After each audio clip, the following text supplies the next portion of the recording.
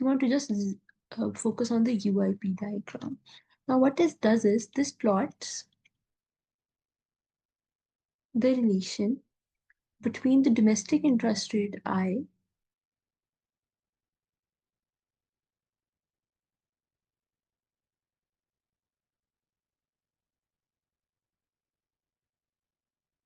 and the exchange rate E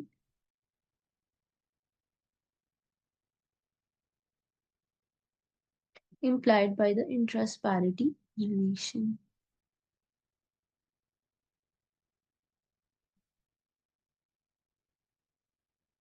Parity relation. And this is done for a given expected future exchange rate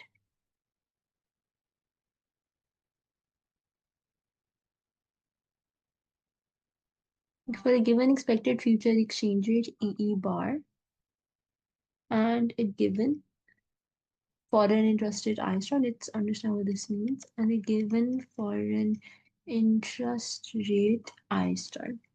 Now, so what we're doing is we're plotting the relationship between I and E implied by the interest parity relation. Now, what was the interest parity relation? Let's recall that. So recall the interest parity relation was, we wrote it as E is equal to 1 plus I by 1 plus I star EE bar, right? We had the exact UIP condition, which if you recall is 1 plus I is 1 plus I star in 1 plus I star into E divided by EE bar. And from here, we looked at how we can solve for E, the current exchange rate, and how we can take the expected future exchange rate as given. So then EE T just becomes EE bar, right? So we take the expected future exchange rate as given. So here we're taking both given, foreign interest rate and expected future exchange. So basically what the UIP diagram is doing, it's plotting the relationship between the domestic interest rate and the exchange rate in the EI space implied by this UIP relation for given values of I star and E bar. So what we're trying to do is trying to plot the relationship between E and I. This UIP condition implies for taking expected exchange rate and foreign interest rate as given. That's what we're trying to do here. So this is the UIP diagram. Now let's look at properties. So now let's look at properties of the UIP curve in the EI space. Now let's look at properties of this curve that we're going to plot to show the relationship between E and I implied by the UIP condition. So properties of UIP curve, so we're plotting it in the EI space, where on the horizontal axis we'll take our exchange rate, on the vertical axis we'll take our domestic interest rate. So the first property of this UIP curve is going to be its upward sloping in EI space. Upward sloping in EI space. Let's look at why.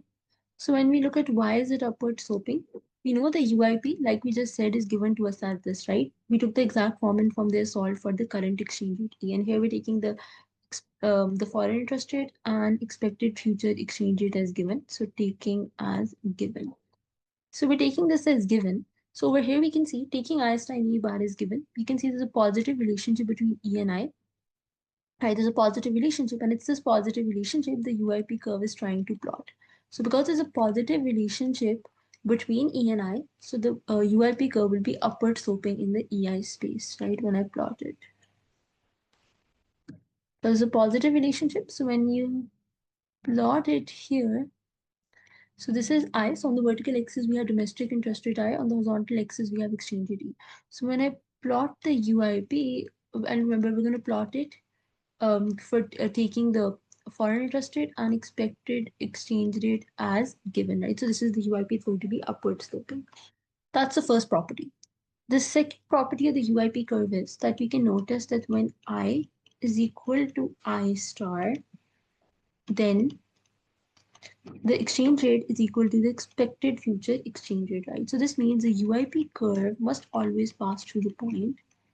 UIP curve must always pass through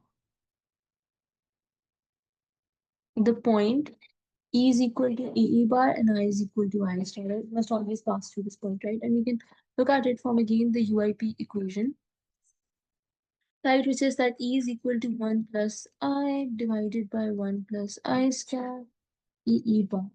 Right, over here you can see, now if I take I to be I star here, right? I is equal to I star. So instead of I just plug in I star. So when I is equal to I star, then you can see this implies that because 1 plus I star, then 1 plus I star cancel out. So then this implies that E is equal to EE bar. So we know that UIP is always plotted for given values of I star and EE bar. And it also turns out that when I is I star, then E is equal to EE bar. So the UIP curve will always pass through a point where, so we know, okay, over here, whenever I is equal to I star, then the corresponding value of E is going to be EE bar. So the UIP curve is always going to pass through this point where I is equal to I star and E is equal to E bar. Now let's look at an important implication of this, which is going to be a third property. The third property is the fact that the UIP curve, the fact that the UIP curve must always pass through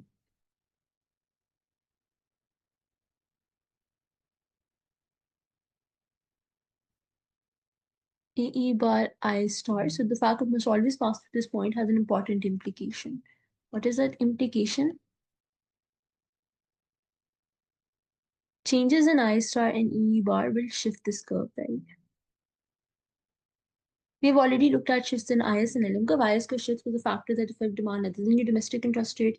LM curve shifts when the central bank changes the interest rate it targets. The UIP curve shifts due to changes in I star and EE bar, right? So this is important to remember. Will shift the UIP. Changes in I star and EE bar will shift the UIP curve, right? Because it's always so this is important to remember here. Let's look at an increase in I star.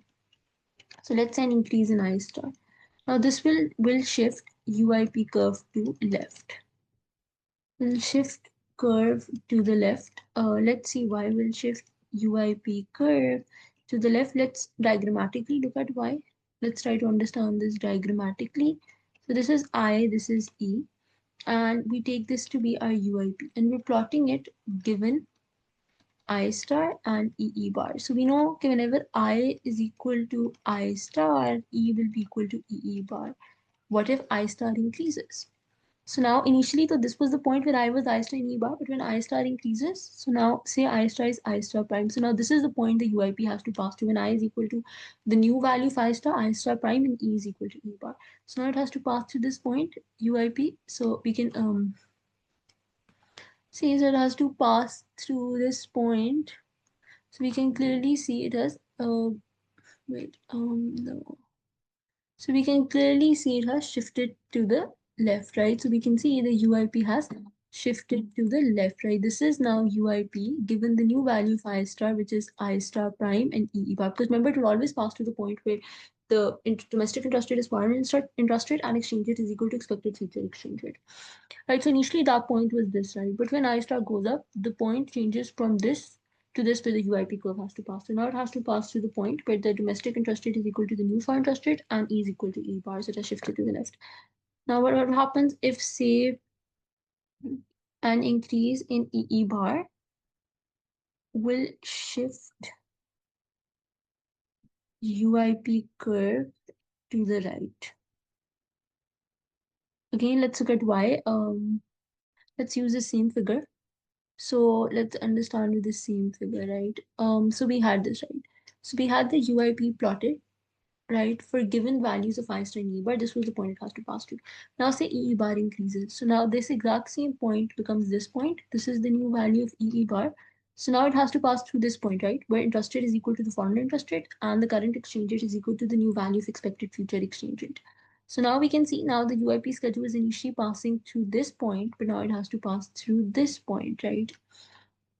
So we can see over here, um, sorry. So we can see over here, this is the new UIP curve, UIP given the same value of I star with the new value of EE bar prime, so it is shifted to the right. So for the UIP curve, remember the UIP diagram is meant to plot the relationship between your domestic interest rate I and your current exchange rate E implied by the UIP, and this is done taking the foreign interest rate and expected future exchange rate as given. When you plot it in your EI space, you'll get an upward sloping curve, which will always pass through the point where I is I star and E is equal to E bar. Any changes in I star and E bar will shift this UIP curve.